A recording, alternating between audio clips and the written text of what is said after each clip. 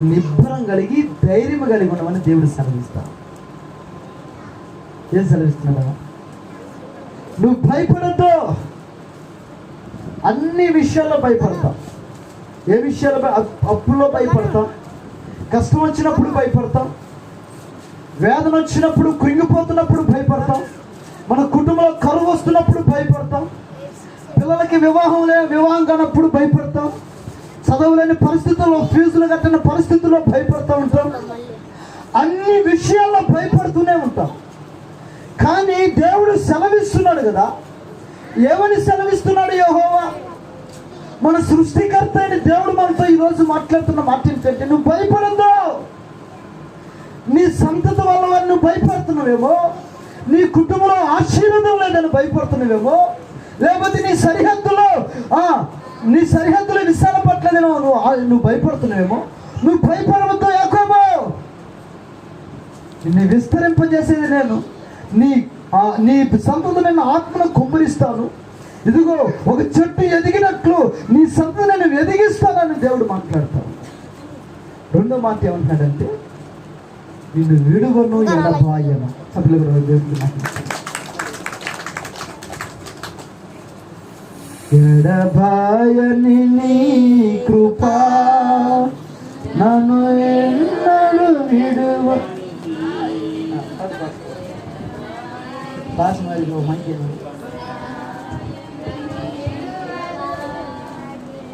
విడువదు ఎన్నటికీ యేసయ్యా నీ ప్రేమానురాగం నన్ను కాయును అనుక్షణం. యేసయ్యా నీ ప్రేమానురాగం నన్ను కాయును అనుక్షణం. ఎడబాయని నీ కృపా నన్ను విడువదు ఎన్నటికీ. చూడండి ప్రియ దేవుడా, ఈరోజు మనకి జ్ఞాపకం చేసుకున్నట్లయితే దేవుని కృప విడవనది. అందుకని అంటాడు కదా, ఈరోజు దేవుడు సెలవిస్తున్న మాట ఏంటంటే, నిన్ను విడువను, భయపడద్దు. ఏ విషయంలో మనం ఈరోజు భయపడతాం? ఆయన మనం విడిచే దేవుడిగా లేడండి. నిన్ను పిలుచుకున్న దేవుడు, నిన్ను ఎన్నుకున్న దేవుడు, నిన్ను సృజించిన దేవుడు, నిన్ను విడిచిపెట్టడానికి, నిన్ను వదిలిపెట్టడానికి ఆయన పిలుచుకోలేదు. ఈరోజు ప్రియ దేవుడా, ఆయన నిన్ను ఎన్నుకోలేదు నిన్ను విడిచిపెట్టడానికి. ఎందుకు ఎన్నుకున్నాడు? ఎందుకు నిన్ను ఏర్పాటు చేసుకున్నాడు? ఎందుకు నిన్ను ఆశీర్వదిస్తున్నాడు? ఎందుకు నిన్ను తల్లి గర్భంలో నిర్మించుకున్నాడంటే, నిన్ను విడువక ఎడబాయక. హల్లెలూయా. హానోకు దేవుడితో ఎన్ని సంవత్సరాలు నడిచాడు? 300 చెప్పాలి 65 సంవత్సరాలు. ఎన్ని సంవత్సరాలు? 365 సంవత్సరాలు నడిచాడు. ఎందుకని దేవుడితో హానోకు నడిచాడు? దేవుడు చెయ్యి హానోకు పట్టుకున్నాడా? హానోకు చెయ్యి దేవుడు పట్టుకున్నాడా? చెప్పాలి. అవా హానోకు చెయ్యి దేవుడు పట్టుకున్నాడా? కాదే. హానోకు దేవుడు చేయబడి. అవునా? అవును చెప్పాలి. వదులు దేవుని స్తోత్రం. హల్లెలూయా. ఇది క్లారిటీ. ప్రియ దేవులారా, హానోకు 365 సంవత్సరాలు నడిచాడంటే హానోకు దేవుడి చేయబట్టుకాల. హానోకు చెయ్యే దేవుడు పట్టుకున్నాడు. స్తోత్రం కదా. హల్లెలూయా. ఎన్ని కష్టాలు వచ్చుంటాయి హానోకుకి. పిల్లల వల్ల సమస్యలు వచ్చుంటాయేమో, కుటుంబం వల్ల ఎన్నో కలతలు వచ్చుంటాయి. ఆయన కుటుంబంతో 65 సంవత్సరాలు జీవించి ఆయన పిల్లలను పోషించి ప్రియ దేవుల సంసార జీవితంలో కొనసాగించాడు. 300 సంవత్సరాలు దేవునితో నడిచి తన బ్రతుకు దినములన్నీ కూడా 365 సంవత్సరాలు.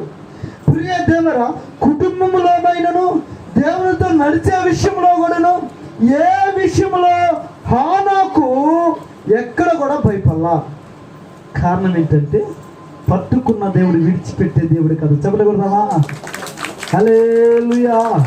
హానోకు చేయి పట్టుకున్న దేవుడు విడిచిపెట్టే దేవుడు కాదు. హానోకు చేయి పట్టుకొని దేవుడు ముందు నడుస్తూ ఉంటే వెనక హానోకు నడిచాడండి. విడువలేదు, ఎడబాయలేదు ప్రియ దేవుడు హానోకుని.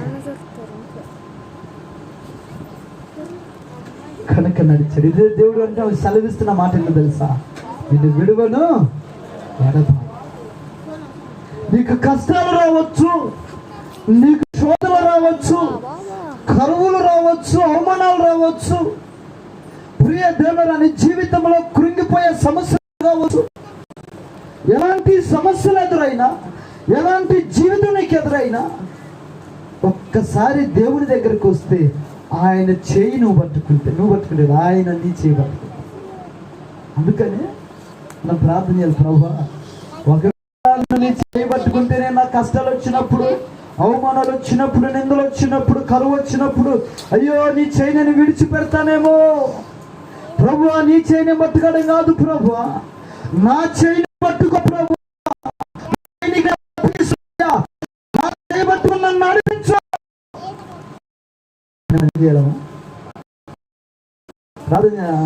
నిద్రపోయి ఒకసారి దేవుని స్తోత్రం. హల్లెలూయా, హల్లెలూయా. దేవుని స్తోత్రం కలుగుతుంది. ప్రియదేవుని జ్ఞాపకం చేసుకోవాలి. విడవని దేవుడు, ఎడబాయని దేవుడు మన దేవుడు. యెహోవా సెలవిస్తున్నాడు కదా, భయపడకుము, నిన్ను నేను విడవను, ఎడబాయను అంటున్నాడు. ప్రియదేవుడు మనం విడిచిపెట్టే దేవుడు కాదు, విడిచిపెట్టడం కాదు, మనం పిలుచుకున్న దేవుడు. దేవుడు విడిచిపెట్టి మనం ఏం చేస్తాం తెలుసా? పిల్లలు ఉన్నారు, చిన్న పిల్లలు ఉంటే వాళ్ళు తప్పుట అడుగులు వేస్తామంటే మనం చేపట్టుకుని నడిపించినంత చేపు వాళ్ళు ఏం చేస్తారు? నడుస్తారు. చేయి విడిచిపెడితే పడిపోతారు. దేవుడే మన చేయి విడిచిపెడితే,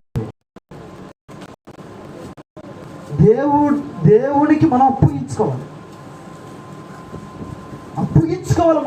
మనం అప్పగించుకుంటే, ఆయన మన చేయి పట్టుకుంటే అప్పుడు మనం నిలవగలుగుతాం. నిలబడి ముందుకు సాగిపోతాం, నిలబడి నడవగలుగుతాం. కానీ మనము ఆయన చేయబట్టుకుంటే ఏ పరిస్థితుల్లో జారేస్తామో తెలియదు. హల్లెలూయా. ఒకసారి మనం చేయబట్టుకుంటారు, చిక్కి నీళ్ళు మనం చేయబట్టుకున్నప్పుడు పిల్లలు అట్లా దునుకుతూ ఉంటారు, ఉరుగుతూ ఉంటారు. అప్పుడు మనం ఏం చేస్తాం? పడిపోయేటట్టుగా మన చేయి విడిచి వాడి చేయి మనం పట్టుకుంటాం. అనే కదా, మనం ఇప్పుడు చక్కగా నడుస్తాం. దేవుని చేయి మనం పట్టుకుంటే పడిపోయే స్థితిలో ఉంటాం. కానీ దేవుని చేయి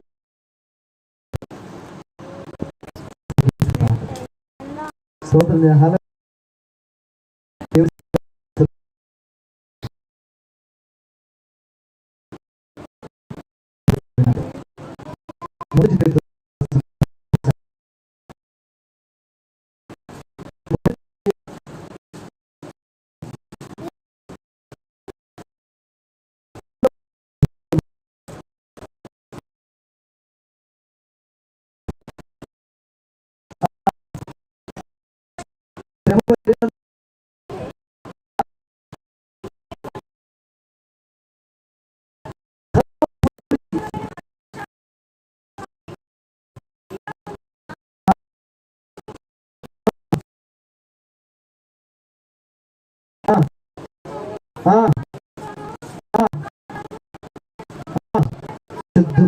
చాలు. దేవుడు సెలవిస్తున్న మాట ఏంటంటే, మీరు నీతి నిమిత్తము శ్రమ పడిన మీరు ధన్యులే.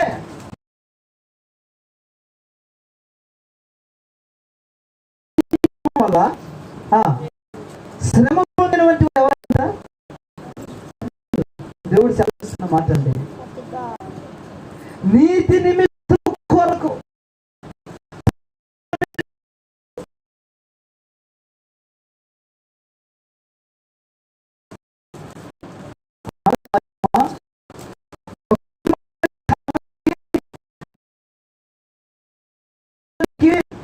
ఎన్ని శ్రమలు పడిందండి, ఎన్ని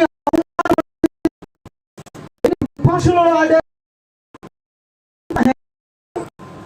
ఆమె ఇట్లా, అయ్యో వివాహం కాలేదు, అక్క చెల్లెళ్ళు అవమానించలేదా? దేవుడు అంటున్నాడు కదా, నీతి నిమిత్తము శ్రమ పడిన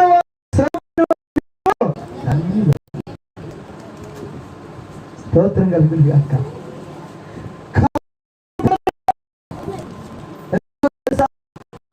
నీతి మార్గంలో నడిచేటప్పుడు, ఒక నీతి మార్గంలో ఆరాధించేటప్పుడు,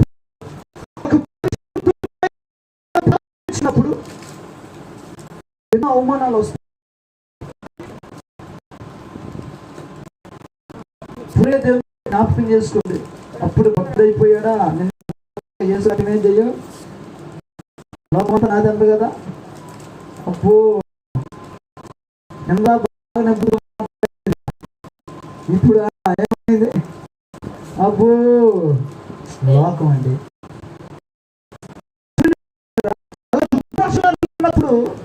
నీతి నిమిత్తము కొరకు నిజమే, ఒక దినాన చెడిపోయినటువంటి వారు, ఓ దినాన లోకంలో ఉన్నటువంటి వారమే, ఓ దినాన ప్రియ దేవుల పాపంలో శాపంలో కొట్టబడినటువంటి వారమే. దేవుడు ఏర్పరుచుకున్న తర్వాత, దేవుడు పిలుచుకున్న తర్వాత, దేవుడు ఎన్నుకున్న తర్వాత, ఆయన రక్తంలో కడగబడిన తర్వాత, ఆయన నీతిని, ఆయన నీతి మార్గాన్ని, ఆయన నీతి రాజ్యాన్ని వెతుకుతున్నప్పుడు, ఎన్నో సమస్యలు వస్తున్నప్పుడు, ఎన్నో కష్టాలు వస్తున్నప్పుడు,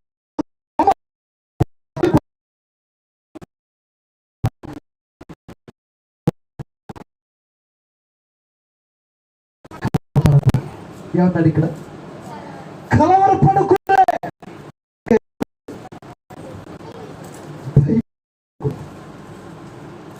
బెదిరిస్తారండి. దేవుని దగ్గరికి వస్తా ఉంటే బెదిరిస్తా ఉంటారు. నువ్వు పరిచయం చేస్తా ఉంటే, నువ్వు ఆత్మీయ జీవితంలో కొంచెం ఒక ముందుకి అడుగేస్తా, నిన్ను హేళన చేసేవాళ్ళు అందరూ. బ్రతుకుతున్నప్పుడు, పాపాన్ని విడిచిపెట్టినప్పుడు నిన్ను హేళన చేసేవాళ్ళు ఎందరో తెలుసా? భయపడద్దు. దేవుడు సెలవిస్తున్నాడు కదా, భయపడద్దు, కలవరి పడకు అన్నాడు. ఎందుకో తెలుసా? నిన్ను ఎన్నుకున్న దేవుడు సర్వశక్తి, నిన్ను ఏర్పరచుకున్న దేవుడు సర్వశక్తి కలిగిన దేవుడు. హల్లెలూయా, హల్లెలూయా. ఎవరో ఎగతాళి చేస్తున్నారని దేవుని విడిచిపెట్టగలరు. దేవుడిచ్చిన రక్షణ కాపాడు. ఒక విషయం చెప్పునా, ఆత్మీయ జీవితాన్ని కొనసాగిస్తున్నప్పుడు కూడా లోకం మనకు ఎదురైతే, సమస్యలు ఎదురవుతా ఉంటాయి, పాపం ఎదురైతే, శాపం ఎదురైతే, అన్నీ ఎదురవుతాయి. కానీ వాటికి వెళ్ళి కూడా మనము చూడదు. స్తోత్రం కలుగును గాక. హల్లెలూయా. ఎందరో నీకు తాపాలని చూస్తారు, ఎందరో ఒక తమ్ముడు అంటారు కదా, పాస్టర్ గారు ఇక యేసు ప్రభు రక్తంలో నేను బాప్తిసం తీసుకున్నా, నా భార్య వచ్చేసింది, ఇద్దరం సంతోషంగా ఉన్నాం, బాగానే ఉంటుంది. అయితే కొంతమంది ఏం చేస్తున్నారంటే, ధ్వంసపు సీసాల ముందు నా చేత తాపించడం చేస్తున్నారు. నేను ఒకటి అనుకున్నా, అప్పుడంటే భార్య రాలేదు, తాగారు.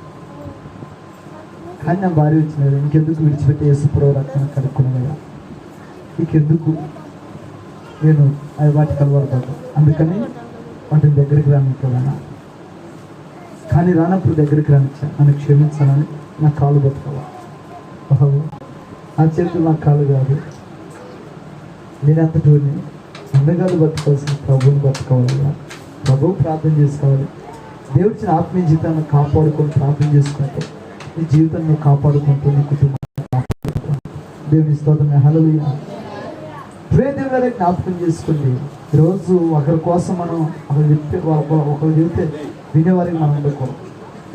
నీతి మార్గంలో నడుస్తున్నాం కనుక, ఒక నీతిమంతును మనం ఆరాధిస్తున్నాం కనుక, ప్రియ దేవులారా జ్ఞాపకం చేసుకోండి, మొదట ఆయన రాజ్యం మనం ఎదుగుతున్నాం కనుక ఎన్నో ఎన్నో నిందలు వస్తూ ఉంటాయి, కలవరపడద్దు. ఎన్నో శ్రమలు వస్తాయి, కలవరపడద్దు. ఈ లోకంలో ఎన్నో నీకు ఎదురవుతా ఉంటే కలవరపడద్దు, భయపడద్దు. నువ్వు పట్టుకున్న దేవుడు సర్వశక్తుడు. హల్లెలూయా, హల్లెలూయా. భయపడమాక. ప్రభు నమ్మని స్తుతించండి, ప్రభు నమ్మని గణపరచండి, ప్రభు నమ్మని గణపరచండి. దేవుని స్తోత్రం. హల్లెలూయా, హల్లెలూయా. కనుక ప్రేమికులారా, మన దేవుడు సెలవిస్తూ ఉన్నాడు. ఒకటి, ఆశీర్వదిస్తానని. రెండు, విడవనని. మూడు, కలవరపడదు. ఏ విషయంలో నువ్వు భయపడుతున్నావు? ఏ విషయంలో కలవరపడుతున్నావు? ఏ విషయంలో ప్రేమికులారా కలపచ్చున్నావు? దేవుడు ఇలాగ సెలవిస్తున్నాడు. ఏమని? నా ఆత్మ నీ సంపద మీద కొమ్మరించదను, నీ సంపదను ఆశీర్వదించి చెట్లు వెదిగినట్లుగా నేను వెదిగింపజేస్తాను. దేవుడు సెలవిస్తా ఉన్నాడు. ఏమని? విడవను, ఎడబాయను, భయపడుతున్నాడు. ఇంకేమంటున్నాడు? ఏం సెలవిస్తా ఉన్నాడు? ఇదిగో నీతి మంతుడు అంట, నీతి నిమిత్తం శ్రమ వస్తుంది, కలవరపడద్దు, భయపడద్దు. ఓ యాకోబు, నిన్ను సృష్టించిన దేవుడు నేను, తల్లి గర్భములోనే నేను నిన్ను ఎన్నుకున్నాను అని ప్రభు, మన యేసు ప్రభు మాట్లాడుతున్నాడు. అమ్మా, అక్క, చెల్లి, తమ్ముడు, అన్న, దయచేసి వినండి. మనం అందరం కూడా యేసు ప్రభు రక్తం కడగని ఉంటారు. ఈరోజు మనం ధైర్యపరచడానికి లేఖనాలు మాట్లాడుతారు. ఏ విషయంలో నువ్వు భయపడుతున్నావు? కుటుంబ విషయంలో భయపడుతున్నావా? భయపడుతున్నావు. ఏ విషయంలో భయపడుతున్నావు? దేవుడు విడిచిపెడతాడేమని భయపడుతున్నావా? కష్టాల్లో అయ్యో నన్ను ఎవరు ఆదుకోలేని భయపడుతున్నావా? భయపడద్దు. నీతి నిమిత్తము కొరకు దేవుని ఆరాధిస్తూ దేవుని అమ్మడిస్తున్నప్పుడు, నువ్వు నీతిగా బ్రతుకుతున్నప్పుడు అనేక శ్రమలు వస్తున్నాయి అని అనేకులు నిందలు అవమానాలుగా మాట్లాడుతున్నా, నువ్వు భయపడుతున్నావేమో, కలవరపడుతున్నావేమో. దేవుడు కలవరపడద్దు అని చెప్తా ఉన్నాడు దేవుడు. ఎందుకు తెలుసా? యాకోబుని ఎన్నుకున్న దేవుడు సృష్టికర్త. మనం ఎన్నుకున్న దేవుడు ఎవడు తెలుసా? నీకోసం నా కోసం రక్తం ఖర్చు సిలువ వేయబడిన క్రీస్తు. దేవునికి మహిమ కలుగును. హల్లెలూయా, హల్లెలూయా, హల్లెలూయా. కనుక ఈరోజు నెమరు వేసుకున్న వాక్యాన్ని, భయపడకండి, ఏ విషయంలో భయపడమాకండి. దేవుడు హానోకును నడిపించినట్లు నిన్ను దేవుడు నడిపించబోతున్నాడు, నీ కుటుంబాన్ని నడిపించబోతున్నాడు. యాకోబు సంతతిని, యాకోబు వంశాన్ని దీవించినట్లుగా దేవుడు నీ కుటుంబాన్ని కూడా దీవించబోతా ఉన్నాడు. భయపడకము. ఎన్ని నిందలు వచ్చినా, అవమానాలు వచ్చినా మరి భయపడలా.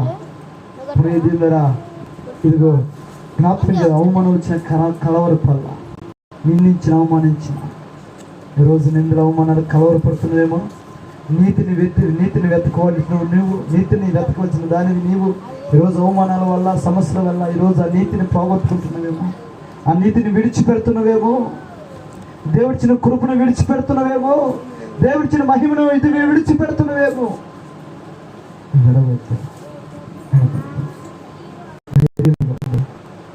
ఎందుకున్న దేవుడు ప్రార్థన చేద్దాం.